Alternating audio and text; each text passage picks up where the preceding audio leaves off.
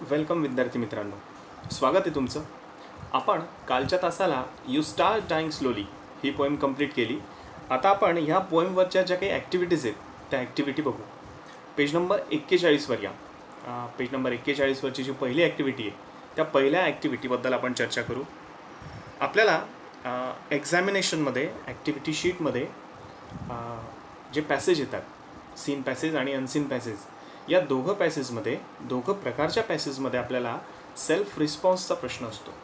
आणि हे सेल्फ रिस्पॉन्सचे प्रश्न लगभग 8 मार्कांसाठी आपल्याला संपूर्ण ॲक्टिव्हिटी शीटमध्ये विचारले जातात. मग आता जी ॲक्टिव्हिटी आपण करणार आहोत, ह्या ॲक्टिव्हिटीमधून आपल्याला सेल्फ रिस्पॉन्सच्या प्रश्नांनाच उत्तरं द्यायची आहे. सुरुवात करू आपण. यामध्ये ABCD असे 4 कॉलम दिलेले आहेत आणि या 4 कॉलममध्ये काही प्रश्न विचारलेले आहेत. आपल्याला या प्रत्येक प्रश्नाला रिस्पॉन्स द्यायचा आहे. May be it is positive or negative, what ever it may be, आपल्याला रिस्पॉन्स द्यायचा आहे, आपलं स्वतःचं मत नोंदवायचं आहे. मग कॉलम एमध्ये जे प्रश्न दिलेले आहेत त्यावर आपण चर्चा करू. आधी पहिला प्रश्न त्यात दिलेला आहे की if you do not study well what will happen. जर तुम्ही अभ्यास व्यवस्थित केला नाहीत तर काय होईल. आपण कॉलम ए मधल्या पहिल्या प्रश्नाबद्दल चर्चा करू आधी की if you do not study well what will happen.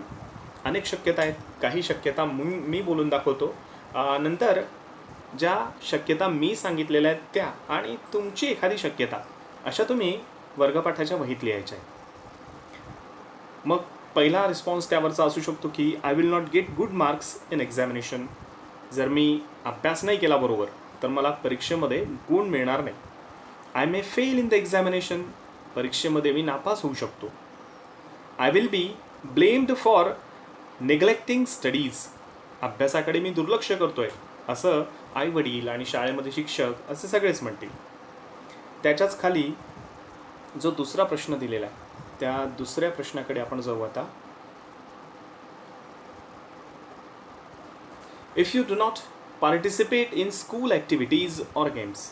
शाळेमध्ये ज्या वेगवेगळ्या स्कूल ॲक्टिव्हिटीज होतात किंवा गेम्स होतात किंवा काही कल्चरल सांस्कृतिक कार्यक्रम होतात, त्यामध्ये जर भाग घेतला नाही तर काय होईल. My teacher and friends will treat me as idle and inactive student. Idle and inactive student, आळशी विद्यार्थी. शाळेतले शिक्षक आणि जे मित्र आहेत ते मित्र पण काय म्हणतील की हा विद्यार्थी आयडल आणि इनॲक्टिव्ह आहे, आळशी आहे. I will not be called a sociable student. Sociable, सर्वांमध्ये मिसळून राहणारा. सोशियल नाही आहे असं आपल्याबद्दल म्हटलं जाईल. I will feel solitary and dull. Solitary, मित्र नसलेला एकटा, आणि डल म्हणजे कंटाळवाणं. आपल्याला सॉलिटरी आणि डल वाटेल. शाळेमध्ये जर ॲक्टिव्हिटीज असतील त्या ॲक्टिव्हिटीजमध्ये जर आपण भाग घेत असू, if we participate in the activities run by school, then we will not feel bored, we will not feel dull, or we will not feel solitary. पुढचा रिस्पॉन्स येऊ शकतो याच्यावरचा. I will not be able to show my skills in games and other co-curricular activities.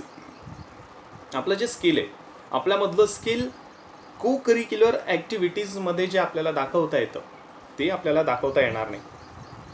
I will lose my opportunity to gain importance. मित्रांमध्ये म्हणा किंवा घरच्यांच्या नजरेमध्ये म्हणा, जे महत्त्व प्राप्त करायची एक संधी असते. कोणतंही कार्य, कोणताही अभ्यास किंवा कोणतंही काम आपल्याकडे जे येतं ते संधी घेऊन येतं, आणि ती संधी आपल्याला मिळणार नाही की जर आपण त्यामध्ये भाग घेतला नाही. चला आपण आता कॉलम बी कडे वळूया. कॉलम बी मधला पहिला प्रश्न आहे, if you wake up late on a working day what will happen. समजा कामाचा दिवस आहे, सोमवार आहे, मंगळवार आहे, असा कामाचा दिवस आहे, आणि अशा वर्किंग डेच्या दिवशी आपण उशिरा उठलो तर काय काय होऊ शकतं. I will miss cool peaceful morning. सकाळ खूप सुंदर असते. सकाळी सकाळी लवकर उठून जर आपण एक्झरसाईज केला तर अख्खा दिवस चांगला जातो. If we wake up early in the morning and if we should do exercise then our day definitely pass is good. मग ही संधी आपली जाईल की आपला दिवस कूल आणि पीसफुल सकाळ जी असते ती अनुभवायला मिळणार नाही. Morning chores will get delayed. सकाळची जी कामं असतात ती सकाळची कामं आपली उशिरा होतील. I will feel dull and lazy. Dull and lazy दिवसभर वाटत राहील आपल्याला, आळसावलेलं सुस्तावलेलं वाटत राहील. I will lose best hours of work. कामाचे जे सर्वोत्तम तास असतात, सकाळची वेळ म्हणजे कामाची सर्वोत्तम वेळ असते. सकाळी आपण जेही काम करतो ते चांगलं होतं. सकाळी जर आपण अभ्यास करतो तर तो आपल्या लक्षात राहतो. मग जर आपण सकाळी उशिरा उठलो तर आपण जे सर्वोत्तम तास आहेत, the best hours of work, आपण ते हरवून बसू. आपण पुढच्या प्रश्नाकडे वळू आता. पुढचा प्रश्न आहे, if you ignore a friend in need.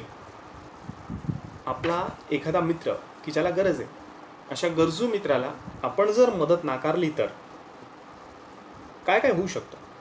Other friends will lose their faith in me. मित्राला जर आपण मदत नाही केली तर मग इतर जे मित्र असतात ते आपल्यावर विश्वास ठेवत नाही. They will leave or avoid me for ignoring my duties towards friend. मित्राप्रती कर्तव्य बजावलं नाही म्हणून इतर मित्र जे आहेत ते आपली सोबत सोडतील. Why? Because they think that this person do not help others, so why be in his friendship. आणि म्हणून त्या असा प्रश्न मनाला विचारतील आणि ते निघून जातील. म्हणून नेहमी आपल्या गरजेतला जो कोणी मित्र असेल, आपला मित्र असेल आणि त्याला गरज असेल तर त्याला आपण मदत केली पाहिजे. We should definitely our needy friend. Many will blame me for my betrayal. Betrayal म्हणजे फसवणे. अनेक जण आपण मित्राची जी फसवणूक केलेली आहे त्याबद्दल आपल्याला बोलतील. I shall face big emotional loss. मोठा इमोशनल लॉस तो आपला असेल. पुढच्या रिस्पॉन्सकडे जाऊ आपण आता. पुढच्या प्रश्नाकडे जाऊ. कॉलम सी मध्ये पहिला प्रश्न आहे, if you do not do exercise regularly what will happen. व्यायाम जर वेळेवर नाही केला तर काय होईल? I will not stay healthy and fit physically and mentally. व्यायाम जर नाही केला, if we do not exercise then we do not fit physically and mentally. शारीरिकदृष्ट्या आणि मानसिकदृष्ट्या आपण फिट राहणार नाही. I will suffer from obesity. Obesity लठ्ठपणा, आपल्याला लठ्ठपणा येऊ शकतो. I will B easily affected by infections and diseases. Infections आणि डिसीजेस यांना आपण पटकन बळी पडू शकतो. विद्यार्थी मित्रांनो, आताचा जो काळ आहे, आता इन्फेक्शनची खूप जास्त भीती असलेला काळ आहे. कोविड-19 या व्हायरसची आपल्याला प्रचंड भीती आहे आणि या भीतीपासून स्वतःला जर वाचवायचं असेल तर दोन गोष्टी करायच्या आहेत आपल्याला. एक तर घरातच राहायचं आहे, जर खूपच जास्त गरज असेल तरच घराबाहेर पडायचं आहे. आणि दुसरी गोष्ट म्हणजे रेग्युलर एक्झरसाइज करायची आहे. कारण रेग्युलर एक्झरसाइज ही माणसाच्या मनालासुद्धा आणि शरीरालासुद्धा फिट ठेवते आणि कोणतंही व्हायरसचं इन्फेक्शन आपल्याला होत नाही. आणि म्हणून exercise is a very important thing in our life. पुढचा रिस्पॉन्स याला येऊ शकतो की जर आपण एक्झरसाइज नाही केली तर काय होऊ शकतं? पुढचा रिस्पॉन्स येऊ शकतो याला की I will not feel energetic and active. Active आणि एनर्जेटिक असं आपल्याला वाटणार नाही. कॉलम डी मधला प्रश्न आहे, if you eat too much junk food what will happen. Junk food म्हणजे झटपट तयार होणारे, खूप जास्त तेल, खूप जास्त मसाले असलेले पदार्थ की जे आपल्या प्रकृतीसाठी हानिकारक असतात. अशा झटपट तयार होणारा आणि प्रकृतीसाठी हानिकारक असलेल्या पदार्थांना आपण जंक फूड असं म्हणतो. आपण जे बाहेर जे खातो, रस्त्यावर जे पदार्थ खातो, पाणीपुरीच्या गाडीवरती किंवा तत्सम कोणत्याही गाडीवरती जे पदार्थ खातो ते सगळे जंक फूड या प्रकारात मोडतात. They are tastier but they are not healthier. They harm to our health. आपल्या प्रकृतीसाठी ते वाईट असतात. मग जर आपण जंक फूड खाल्लं तर काय होईल? I will suffer from obesity. लठ्ठपणा मला येऊ शकतो. I may lose my immunity. Immunity प्रतिकारशक्ती. प्रतिकारशक्ती आपली कमी होऊ शकते आणि जर प्रतिकारशक्ती कमी झाली तर मग आपल्याला कोविड-19 सारखे व्हायरस जे ते व्हायरस आपल्याला शिकार बनवू शकतात आणि म्हणून आपली इम्युनिटी जी आहे ती चांगली असली पाहिजे. मग इम्युनिटी जर चांगली ठेवायची असेल तर काय करायचं आहे? जंक फूड टाळायचं आहे. We should stop eating junk food. I will not be able to live active life. Active life आपली उरणार नाही. I will have to spend a lot of on my health problems. आपले जे health problems आहेत ते त्या health प्रॉब्लेम्सवरती आपल्याला खूप जास्त वेळ, खूप जास्त पैसा खर्च करावा लागेल. आणि म्हणून जंक फूड आपण टाळलं पाहिजे. आपण आता पुढच्या ॲक्टिव्हिटीकडे जाऊया.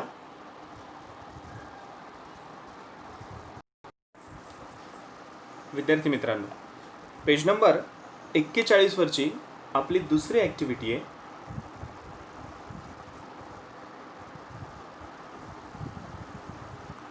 Things I can do in my life. आपल्या जीवनामध्ये आपण कोणकोणत्या गोष्टी करू शकतो ते आपल्याला डिस्कस करायचं आहे. मग फॉर माय नेशन कॉलम केलेले आहेत. कॉलमनुसार आपल्याला कोणकोणत्या गोष्टी करता येणार आहेत त्याची चर्चा करायची आहे. Things I can do for my nation ते आपल्याला पहिल्या कॉलममध्ये घ्यायच्या आहेत. Things I can do for my family. Things I can do for my friends. Things I can do for old people. Things I can do for the needy people. Things I can do for myself. या पद्धतीने आपल्याला काय काय करता येणार आहे कोणाकोणासाठी याबद्दल discussion करू. मग नेशनसाठी आपल्याला काय काय करता येणार आहे, तर सगळ्यात महत्त्वाची गोष्ट आहे ते म्हणजे क्लीन माय सोसायटी. आपल्या आजूबाजूचा परिसर हा स्वच्छ असला पाहिजे. प्लांट ट्रीज, आपल्याला वृक्ष लावायचे आहेत. एज्युकेट सोसायटी, जसं शक्य होईल, जेवढं शक्य होईल तेवढं शिक्षणाचा प्रसार हा आपल्याकडून झाला पाहिजे. Save fuel, save water, save energy, या 3 गोष्टींचा आपल्याला बचाव करायचा आहे. फ्युएल म्हणजे इंधन, वॉटर आणि एनर्जी यांना आपल्याला वाचवायचं आहे. मग things I can do for my family. फॅमिलीसाठी काय काय करू शकतो आपण, तर महत्त्वाची गोष्ट म्हणजे अर्न मनी. त्यासाठी बऱ्याच गरजा ज्या असतात त्या गरजा आपल्याला मनीतर्फेच पूर्ण करता येतात. So to earn money we should educate our self. आर्थिक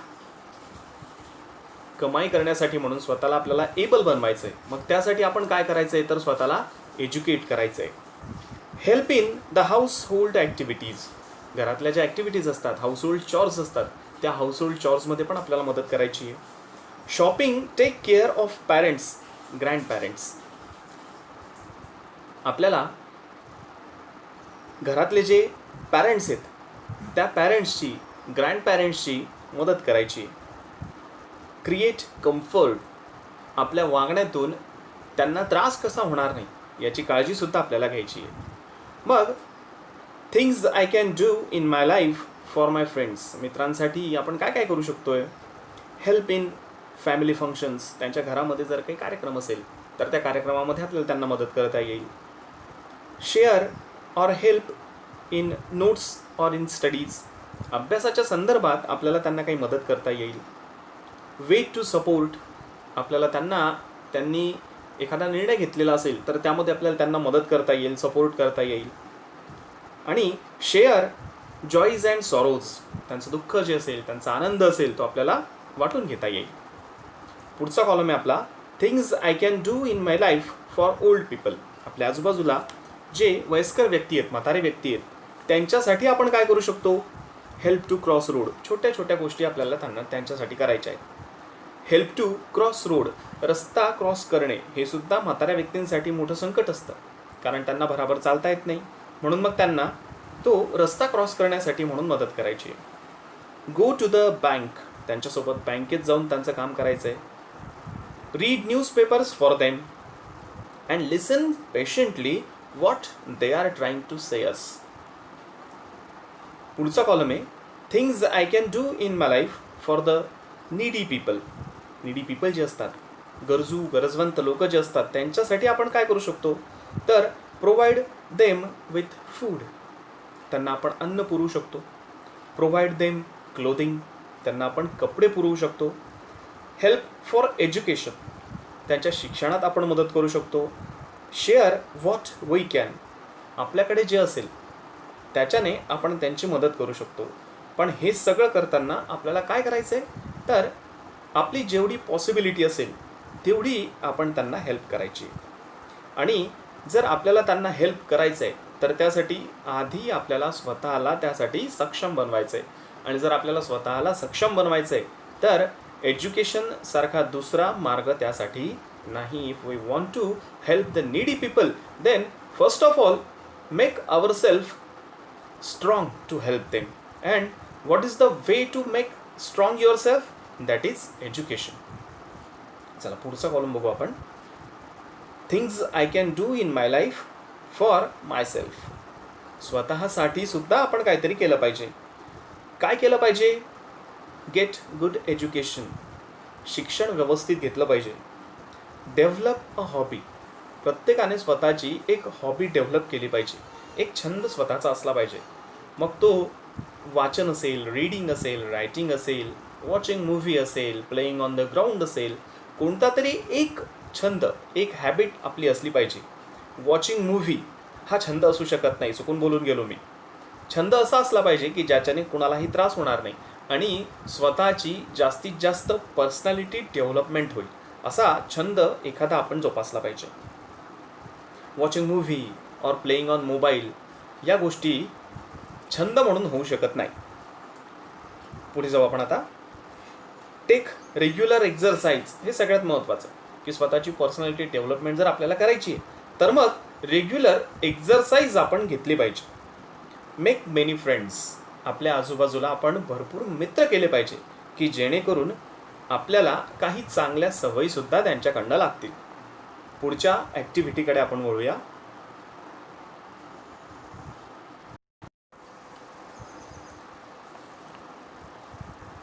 आपली पुढची ॲक्टिव्हिटी विद्यार्थी मित्रांनो, appreciation of the poem. Appreciation म्हणजे रसग्रहण. कवितेचं ॲप्रिसिएशन आपल्याला काही मुद्द्यांना समोर ठेवून करायचं आहे. ही ॲक्टिव्हिटी आपल्याला एक्झामिनेशनमध्ये 5 मार्कांसाठी विचारली जाते. मग यामध्ये पहिला मुद्दा येतो टायटल. टायटल म्हणजे नेम ऑफ द पोएम. आपल्या या पोएमचं नाव आहे यू स्टार्ट डाईंग स्लोली.